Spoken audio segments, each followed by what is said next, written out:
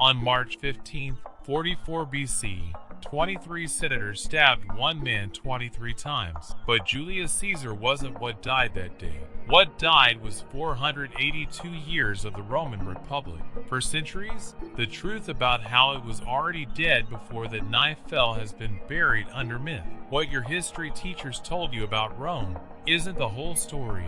This is the story of the fall of the Roman Republic. It's about the slow-motion assassination of democracy itself, not by one man, but by a system that corroded from within. It's about the moment power outgrew the law that was supposed to contain it. And it's about a collapse that took 100 years to complete, hiding in plain sight. Let me show you what really happened. 133 BC. Rome is the most powerful city on earth. Marble temples, crowded forums, a senate of 300 men governing millions. But beneath the grandeur, the republic is fracturing. Tribune Tiberius Gracchus proposed radical land reform, redistributing wealth from the elite to the poor. The Senate had him beaten to death in the streets with chair legs. 300 of his supporters were thrown into the Tiber River. Rome's first political assassination in 400 years. It would not be the last. By 88 BC, General Sulla marched his legions directly on Rome,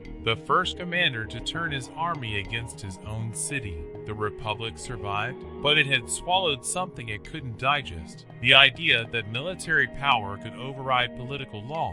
Nobody noticed the Republic dying. They were too busy watching it function. 49 BC, January 10th. Julius Caesar stands at the Rubicon River, the legal boundary no general could cross with his army. To cross was treason. He crossed anyway. "The die is cast," he reportedly said. Within 60 days, Caesar controlled Rome, without a single battle in Italy. By 44 BC, he was declared dictator perpetuo, not for a crisis, forever. On the Ides of March, 23 senators stabbed him 23 times on the floor of the theater of Pompey. They called it liberation. They were 100 years too late. The assassination triggered 13 years of civil war. Mark Antony, Octavian, Cleopatra. Armies clashed from Spain to Egypt. Roughly 200,000 soldiers died. The Republic, already hollowed, finally shattered. In 27 BC, Octavian, now calling himself Augustus, became Rome's first emperor. He kept every republican institution. The Senate still met, elections still happened, but every decision ran through one man.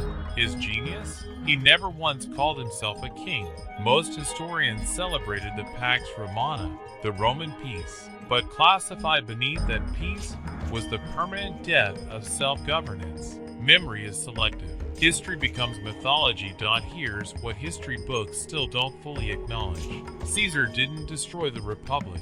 Inequality destroyed it. Institutional cowardice destroyed it.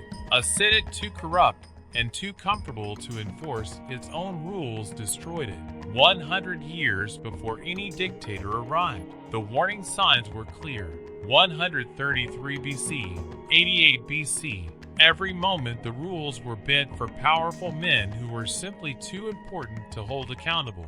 The same pattern repeats. Democratic systems rarely collapse overnight. They erode, slowly, procedurally, legally, until one day the form remains, but the substance is gone. The Romans lived through something we still haven't fully learned from. We owe them the honesty of seeing it clearly. History is full of moments like this, where the end came slowly, and everyone pretended not to notice. Next week, I'm covering the 37 days after Archduke Franz Ferdinand's assassination, and exactly how the world stumbled into World War I. Subscribe so you don't miss it. What era of history should I cover next? Comments are open. Thank you for watching and remembering. I'll see you in the next one.